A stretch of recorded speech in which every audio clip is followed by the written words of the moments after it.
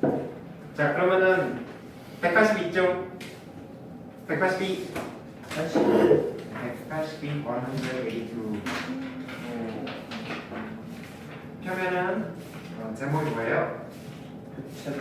흑체복사죠.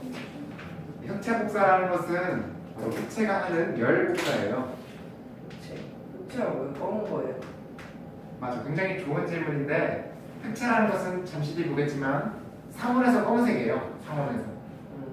아무튼 일단 열복사라는 것은 뭔가 얘는 거기 첫째 줄에 한번 밑줄 봐봐. 모든 물체는 절대 온도가 0이 아닌 이상 전자기파를 방출하는데 여기서 열복사라고 한다. 예를 들면은 지금 이제 CO.가 가만히 서 있어요. 그럼 CO 몸에서 빛이 나오고 있어요. 근데 그 빛이 가시광선이 아니에요. 뭘까? 전자기파인데 그 전자기파 중에 적외선이야. 그러니까 적외선 카메라로 사람을 보면은 밝게 빛나죠. 그렇죠? 맞아? 네. 반면에 적외선 카메라로 예를 들어 물을 보면은 물은 시커멓게 보입니다. 물은 적외선과 여러 가지 빛들을 이제 흡수하기 때문에 그래요. 아무튼 빛이 나는 이유는 뭘까? 그거는 열이라는 것이 진동이에요. 원자와 분자들의. 특히 원자를 구성하는 전자의 진동이에요. 전자가 그렇게 이제 진동을 하면은 빛이 나와요. 이게 전자기 이론의 결과인데 전하를 띤 입자가 가속 운동을 하면 빛이 나오게 돼 있어요. 그래서 사람의 몸도 적외선을 끊임없이 내고 있어. 사람의 몸이 내는 적외선의 에너지는 약 110와트. 와트가 줄 퍼 세크인 거 기억나? 그래서 초당 110줄씩 열을 내. 그래서 20사람이 모이면 예를 들어 방 안에 20명이 모였어. 그러면 약 2200와트가 되겠죠? 이게 이제 보통 쓰는 그 온열비. 난로가 2200와트라고 돼. 그러니까 20명 정도 사람이 꽉 차 있으면은 그러면 이제 후끈후끈한 거지. 우리가 이제 물리 배웠으니까 이런 얘기를 할 수 있죠. 그래서 열복사라는 것은 그렇게 이제 분자들이 내는 열인데 열에 의해서 그럼 흑체복사는 뭘까? 바로 흑체라는 녀석이 내는 열복사를 말해. 흑체라는 것은 그 책에 나오지만 흑체라는 것의 뜻을 밑줄 한번 또 봐봐요. 자신에게 입사하는 모든 복사를 흡수하는 이상적인 물체를 흑체라고 한다. 알겠죠? 흑체는 영어로는 블랙바디예요. 블랙바디. 그럼 왜 블랙바디일까? 사실은 태양도 흑체고요. 지구도 흑체고 거의 대부분의 천체들은 흑체예요. 흡사자고 방출하잖아요. 태양. 근데 태양은 흡수도 100% 하고 방출도 100% 하는 흑체입니다. 그래서 걔네들은 검은치 않잖아. 근데 왜 흑체라고 부를까? 그 이유는 상온에서 흑체들은 검은색이에요. 그래서 그렇다는 거지. 그럼 흑체라는 것은 어떤 성질을 가지고 있을까? 그 맨 아래 보면은 별의 색깔이라고 나오잖아요. 이 별의 색깔이 이 흑체 복사의 어떤 곡선을 가지고 있어서 그걸로 별의 색깔로 별의 온도를 알 수 있어. 반대로. 왜냐면 흑체 복사라는 것은 열 복사라는 것은 온도가 있는 물체가 내는 빛이야. 그럼 그 빛을 보고 다시 온도를 도로 알 수 있다는 거지. 그러면 183쪽을 펴보면은 거기에 법칙 두 가지가 나와요. 법칙 두 가지. 처음 나오는 게 슈테판 볼츠만 법칙이죠. 보여요? 네. 슈테판 볼츠만 법칙은 어떻게 쓰여 있어요? I는 무슨 볼츠만 상수 더하기 T 4제곱. I는 시그마 이게 시그마예요. T 4제곱. 아 소문자. 네, 소그마 T 시그마. 우리가 그리스 문자 시그마가 이거지. 근데 대문자고 소문자가 이거야. 알겠죠? 얘를 빨리 쓰면 이렇게 되는데 될 것 같아요. 아닌 것 같아요. 자, 근데 그럼 I는 뭔가? I는 우리가 지난 시간에 배웠어요. 바로 그 파동의 세기죠. 파동은 계속해서 에너지를 전달하잖아요. 그리고 파동은 보통 이제 어떤 평형파의 경우는 어떤 면을 형성해요. 그러니까 파동의 세기는 뭐냐면은 에너지를 면적과 또 시간으로 나눈 거야. 단위 시간 동안, 단위 면적 동안 그 전달되는 에너지예요. 그래서 사실은 얘는 또 우리가 전에 배웠던 개념 파워잖아, P. 그렇죠? 에너지를 시간으로 나눈 거. 그래서 이 식은 좀 다시 쓰면 이렇게 쓸 수도 있어요. 별이 사막으로 방출하는 초당 방출하는 에너지 파워가 바로 이렇다. 시그마 A T 대죠. 이걸 가지고 슈테판 볼츠만 법칙이라고 하는 사람도 있습니다. 근데 여기다가 그 책에다가 P는 시그마 A T 내제로 쓴 다음에 거기다 E라는 값도 추가로 한번 써봐요. E라는 어떤 팩터로. 얘는 바로 이제 복사율이라고 불리는 그 값이 되겠어요. 복사율. 안 곱해도 돼요? 곱해져야만 해요. 더 일반적인 상황은 복사율이라는 것이 있는데 얘는 뭐냐면은 이 물체가 얼마나 복사를 잘하냐라는 것을 정해주는 어떤 값인 거야. 그러면 흑체의 경우는 이 값이 얼마일까요? 100. 100? 이게 원래 없었잖아, 그렇죠? 네. 그러니까 흑체의 경우는 1. 1인 거지, 흑체. 이해되죠? 그리고 흑체가 최대값이에요. 보통의 물체는 1보다 작아, 이 복사율이. 그래서 예를 들면은 흑체의 정반대는 뭘까? 정반대. 이형체. 백체. 그럴 것 같지? 블랙바디 반대는 화이트바디일 것 같으나 그렇잖아. 바로 이제 0이 되는 값. 준석이가 잘 얘기했어. 0이 돼야 되는데 어떤 물체가 이 복사율이 0일까? 전혀 1도 열방수를 1도 안 해. 그게 누굴까요? 물. 물? 바로 공기. 거울이에요. 거울은 흡수도 안 하고 방출도 안 해. 다만 반사할 뿐이야. 이상적인 거울을 말하는 거지. 실제 거울은 뜨겁게 달구고 거기서도 열이 나와요. 빛이 나오고. 근데 이제 진짜 이상적인 거울은 전혀 흡수도 방출도 안 하고 반사만 하는 거야. 그런 의미로 여기서 말하는 이 그 복사라는 것은 그 열에 의해서 아주 이제 내재적인 어떤 빛의 방출을 의미하는 거죠. 여기서 가장 중요한 건 바로 이거예요, 이 부분. 저 퍼센티지가 아니죠. 네, 그냥 그 숫자예요, 순수한 숫자, 맞죠? 중요한 거는 절대 온도의 4제곱을 비례한다는 거지. 그래서 온도가 높을수록 더 많은 빛 에너지를 방출하는 거야. 그때도가 273도 나옵니다. 네, 영하 273도가 절대 영도고 그걸 가지고 이제 계산한 값이죠. 자, 그럼 여기 시그마는 뭘까? 시그마? 시그마는 상수. 볼츠만 상수. 거기에 뭐라고 나와 있어요? 시그마의 값이 5.670 곱하기 11 마이너스 8승 곱하기 오메가. 네, 올 8승 와트 퍼 미터 제곱 켈빈 내제곱 그렇게 나와 있죠? 이 볼츠만 상수라는 것이 이제 곱해져야지 그 에너지의 단위를 이제 얻게 돼 있다는 사실이에요. 자, 그럼 아까도 얘기를 했지만은 예를 들면은 행성, 태양도 또 지구도 이 복사율을 계산해 보면은 걔네들의 값은 그 복사율의 값이 0.98 이상이에요. 그러니까 거의 1로 근사할 수 있는 거죠.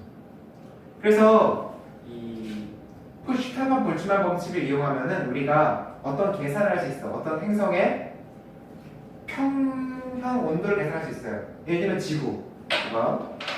지구 같은 경우는 태양이 있으면은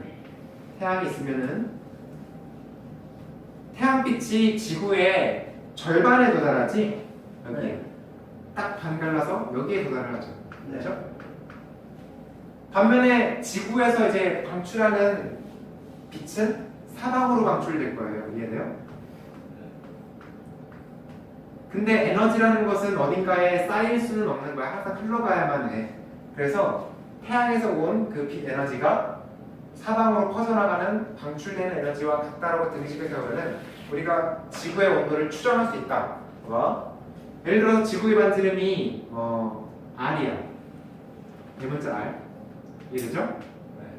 그러면은 태양에서 오는 그 빛의 세기를 I라고 했을 때, 그러니까 초당 단위 면적당 에너지가 I라고 했을 때, 그럼 태양에서 오는 에너지 중에 지구가 흡수하는 에너지는 거기다가 그 면적을 곱하면 되죠. 태양빛을 받는 면적 해가지고. 근데 이 에너지가 초당 이만큼의 에너지를 지구가 흡수해요, 태양으로부터. 근데 이거를 사방으로 방출하는 거야, 바로 슈테판 볼츠만 법칙으로. 그래서 등식 이렇게 세울 수 있는 거지. 시그마 지구의 표면적 전체 표면적은 얼마야? 구면의 면적 4파이 열시고 5쯤 하는데 그 다음에 바로 그다음에 온도의 4제곱 그리고 복사열은 1 지구는 천문학에서 이제 흑체 복사로 이제 근사를 합니다. 저 아이 파이어 지금 썼어요. 어떤 거요? 좌변이요.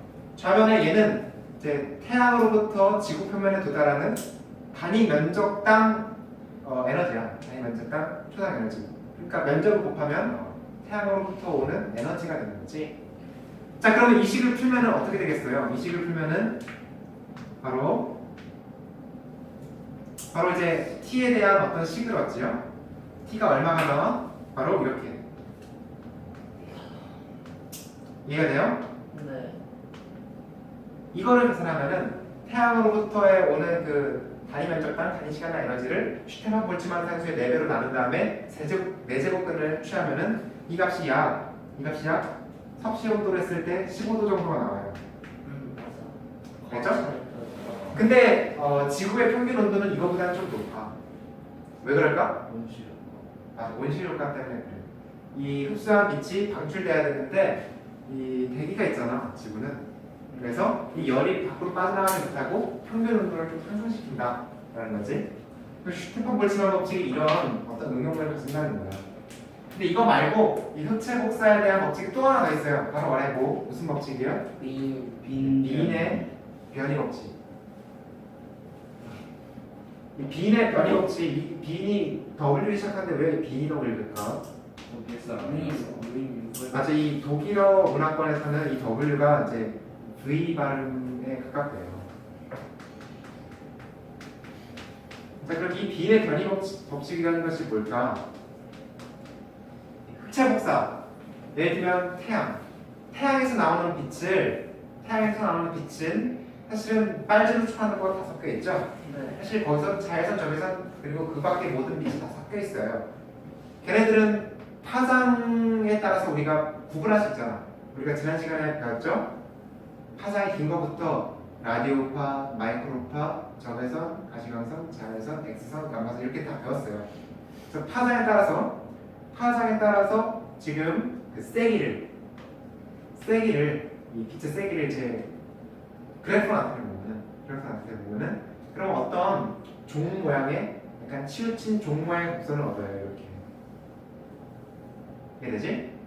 근데 그 별의 행성의 온도에 따라서 이 그래프 모양이 좀 달라져. 좀 덜 뜨거운 행성은 이렇게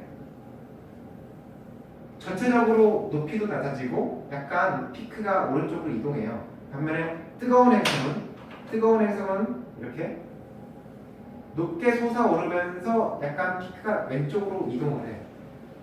그러면은 여기서 이 꼭대기 지점의 그 위치가 온도에 따라서 지금 이게 T1, T2, T3 그 행성의 표면 온도가 점점 높아짐에 따라서 이렇게 그래프 모양이 달라져요. 파장에 따른 세기가.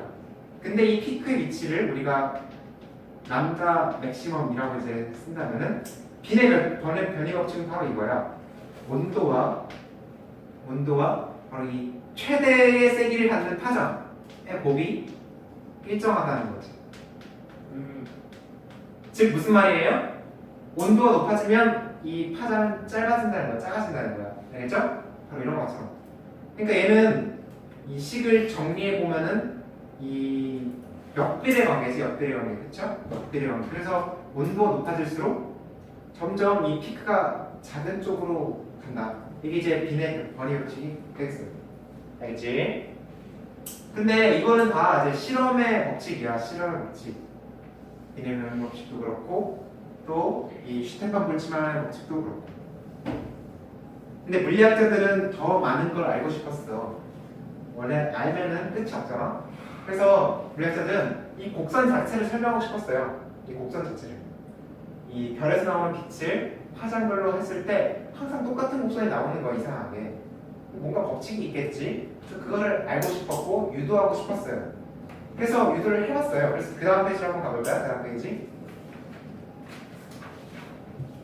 그 다음 페이지를 보면은 맨 위에 제목이 뭐야? 자외선 파탄. 네, 자외선 파탄. 이게 무슨 말일까? 파탄이 무슨 뜻이에요? 파탄 났다. 예를 들면 선생님의 꿈은 이거야. 60살쯤 됐을 때 선생님의 모든 재산을 다 현금으로 바꿔서 라스베가스로 떠나는 거지. 그래서 이제 베팅을 하는 거죠. 인생을 건 베팅을. 선생님의 전 재산을 걸고 슬로모션을 돌렸어요. 띠리리리리 빵빵빵. 그러면 이제 어떻게 돼요? 라스베가스에 흐르는 물에 몸을 던져야지. 그런 거 뭐라 그래? 이게 갖고 있는 돈을 다 잃는 거. 파탄. 네. 그걸 파산이라고 그래. 파산. 뱅크럽. 그렇죠? 파탄은 비슷해요. 이거 뭐냐면은 우리가 믿고 있던 어떤 믿음이 깨진다는 거야. 그래서 이게 무슨 말인가? 이 자외선 파탄은 바로 이제 레일리와 진스라는 유명한 물리학자가 있었어요. 그 당시에. 이 사람들이 바로 우리가 악단원에서 배운 그 악기 단원에서 배웠던 정상파 기억나죠? 정상파가 뭐야? 어떤 그 양끝이 고정된 그 실을 튕기면 이렇게 진동을 하기도 하고 또 이렇게 진동을 하기도 하고 그런 거죠. 이 정상파는 딱 정해진 파장만 가질 수 있어요. 악기가 길이가 정해졌을 때. 근데 이 이론을 가지고 이 곡선을 추정해 봤어요. 근데 추정해 봤더니 레일리 진스가 얻은 곡선은 어떻게 생겼냐면 바로 이렇게 생겼어. 이렇게. 쭉가쭉. 네, 그냥 발산해요. 근데 이 레일리 진스의 곡선은 이 부분에서는 실제 곡선과 유사했어요. 바로 가시광선과 적외선 영역에서는 잘 맞았던 거야. 근데 가시광선보다 파장이 짧은 애를 뭐라 불러요? 보라색보다 바깥. 자외선 영역에서는 이렇게 발산을 해버린다는 거야. 실험과 전혀 맞지가 않는다는 거지. 그래서 이것을 자외선 파탄이라고 부른다. 알겠죠? 자, 그렇다면은 이 자외선 파탄을 해결을 해야 되겠죠. 해결을 해야 되겠어요. 해결을 하려고 이제 나타난 사람이 누구? 플랑크예요. 플랑크. 1900년도에 플랑크가 한 논문을 이제 발표를 하게 됩니다. 플랑크. 아까 선생님이 그 빛의 간섭 실험, 영의 실험을 설명할 때 처음에 이런 얘기를 했어. 뉴턴이 빛이 입자라고 처음에 주장했었는데 영이 그게 아니라 는 아니야. 파동이라는 걸 보였다 그랬죠. 근데 플랑크는 다시 빛은 입자라는 그 아이디어를 다시 부활시킨 사람이라고 할 수 있어요. 그럼 어떻게 했냐? 플랑크도 근데 잘 몰랐어. 왜 그런지는 모르지만 빛의 에너지가 거기 시계를 한번 내모서 볼까? 빛의 에너지가 항상 이 HF라는 양에다 한번 동그라미 쳐봐요. 이 HF라는 어떤 값의 정수배로만 나온다라는 가정으로 이 곡선을 완벽하게 설명할 수가 있었어요. 그러니까 우리가 에너지는 예를 들면 운동 에너지 같은 것은 그 식이 뭔지 기억나? 운동 에너지가? 그렇죠. 얘는 뭐야? 얘는 예를 들면 질량이 딱 정해졌을 때 속도가 아무 숫자나 되잖아. 아무 값이나 가질 수 있죠? 에너지는 아무 숫자나 가질 수 있어요. 근데 플랑크는 그렇지 않다는 것을 가정을 해서 원하는 결론을 얻을 수 있었던 거야. 이유는 몰랐지. 여기다가 이렇게 이름을 한번 써봐요. 이 H는 이름이 뭘까? H는 높이. 얘는 플랑크 상수. 그렇게 써놔봐. 뭐든지 먼저 발견한 사람 이름 붙는 거야. 그쵸? 물론 쑥스러우니까 자기가 자기 이름 붙이진 않지만 사람들이 이제 붙여준 거지. 알겠죠? F는 뭘까요? F? 진동수. 진동수예요. 진동수. 플랑크는 빛의 에너지는 그 진동수에 의해서 결정된다는 것을 알았고 그 비례 상수로서 플랑크 상수라는 것을 도입했어요. 이 플랑크 상수의 값은 얼마나 책에? 6.63 곱하기 11 마이너스 34줄. 그쵸? 6.63 곱하기 12 마이너스 34승 줄 세크. 선생님의 그 꽈방 비밀번호가 예전에 선생님이 그런 얘기를 했어. 선생님이 물리학과잖아. 꽈방 비밀번호가 바로 중력상수였어요. 6671 6.67 곱하기 11 마이너스 11 쓰니 그 꽉꽉 비밀번호였어. 그거 모르면 못 들어가. 근데 얘는 뭐였냐면 선생님의 동아리반 비밀번호였어. 선생님이 물리학부에서 들어보셨거든. 그래서 그 동아리반 들어가면 이거 알아야 돼. 근데 선생님 1학년 때는 이걸 못 외웠어요. 그래서 못 들어갔잖아. 이제 기다리고 있다가 너 왔구나. 나 너 기다리고 있었어. 문 좀 열어줄래? 이렇게. 그래서 66334 중요한 건 얘가 매우 작은 숫자라는 거야. 매우 작은 숫자는 거야. 그래서 이 에너지 자체는 굉장히 작죠. 하지만 이런 빛이 눈부신 것은 그 빛의 에너지가 많은 개수의 이 알갱이들이 모였기 때문이에요. 그래서 플랑크는 이 과정으로 이 곡선을 설명할 수 있었고 그 아래 나오는 무시무시한 식이 뭐예요? 이 식이 바로 플랑크가 얻어낸 그 식이 되겠습니다. 이미 없어. 그래서 이 플랑크가 얻어낸 이 식은 앞에서 이 얻었던 레일리와 진스의 결과를 포함하고 있었어요. 파장이 긴 영역에서는 이 파장이 람다가 아주 클 때는 이게 바로 레일리 진스가 얻었던 이 노란 곡선을 만들어줍니다. 파장이 짧을 때는 원하는 곡선을 만들어주죠. 자, 그래서 플랑크는 이유는 몰랐지만은 이렇게 어떤 단위가 있어서 에너지 단위가 있어서 이것의 정수배다. 이것을 바로 에너지 양자라고 불러요. 에너지의 양자라고.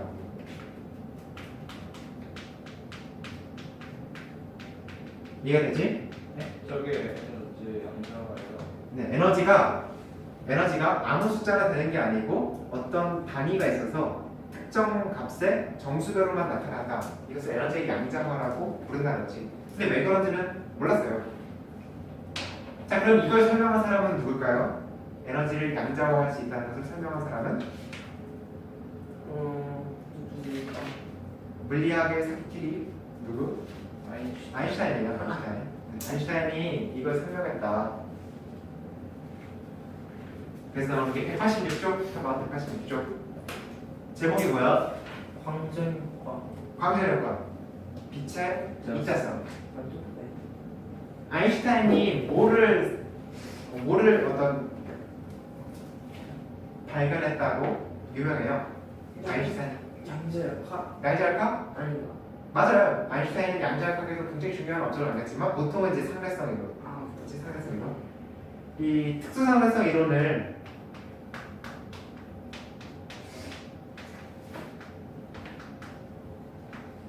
이 아인슈타인이 1905년에 이제 발표를 하게 됩니다. 1905년에 아인슈타인은 몇 살이었을까? 10몇 살? 열 몇 살? 네. 25세였어요. 선생님은 몇 살일까요? 31살. 네. 과연 나는 뭘 하고 살았는지 자기가 합니다. 그래서 이제 아인슈타인 특수상대성 이론에서 어떤 얘기를 했냐면 이 광자라는 개념을 유도해요. 물론 이때 바로 유도한 건 아닌데 연구의 연구를 거듭한 결과 이 특수상대성 이론의 결과로서 빛의 알갱이의 에너지와 빛의 알갱이의 운동량을 얻어내요.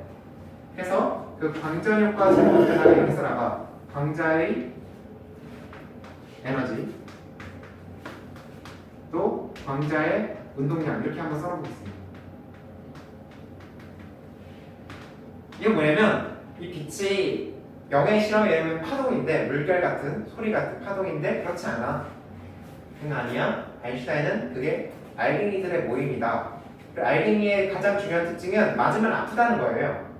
이해되죠? 파동은 맞아서 아프진 않아. 그쵸? 근데 맞으면 아파요. 이게 잘 이해가 안 된다면은 드래곤볼이나 파워레인저를 보면 되겠어요. 빛이 맞으면 아파요. 빛이 맞으면 아픈데 그 에너지의 값이 이렇게 주어진다는 것을 보였어요. 광자의 에너지는 바로 이렇게 진동수의 그 플랑크 상수를 곱한 양이다. 광자 하나를 맞으면 이 정도의 에너지를 이제 흡수를 하게 됩니다. 그리고 광자의 운동량은 바로 이렇게 주어진다. 이 광자 에너지를 C로 나눈 값으로. 자, 그럼 우리는 수학을 좀 할 수 있잖아. C분의 HF야, 그렇죠? 엄청 작은 거 아니에요? 자, 그런데 뭐 엄청 작지요. 엄청 작고 게다가 우리가 이제 파동단을 한 가지 식을 배웠어요. 바로 V는 F란다. 기억나요? 네. 파동의 속도는 진동수와 파장의 곱이라고. 이런 사실을 이제 적용을 해보면은 이 광자의 운동량을 조금 다르게 쓸 수도 있을 거야. 이를테면 이렇게. H. 네, C 대신사가 람다 F란다를 이제 넣으면 어떻게 돼요? 람다분의 H. 그렇죠. P는 람다분의 H. 그래서 아인슈타인은 이렇게 두 가지 광자의 에너지와 광자의 운동량이라는 것을 유도를 해냅니다. 어떻게 유도를 했는지는 지금은 우리는 받아들이도록 하겠어요. 하지만 나도 몰라 지금. 자, 그러면은 이런 아이디어를 가지고 아인슈타인이 어떤 현상을 설명해. 그 현상의 이름이 뭘까? 광전효과죠. 아인슈타인은 양자역학 또 사회적 이론을 뭐 발견한 업적이 있지만 실제로 아인슈타인이 노벨상을 한 건 어떤 업적일까요? 바로 이 광전효과예요. 광전효과. 그래서 이 광전효과에 대해서 한번 배워볼 예정. 그 전에 문제를 한번 풀어보고 넘어가는 걸 하겠어요. 일단 뒤로 한번 가볼까요? 오늘 진도를 좀 많이 나와. 어디로 가냐면은 page 196. 196쪽으로 한번 가보도록 하겠습니다. 196쪽.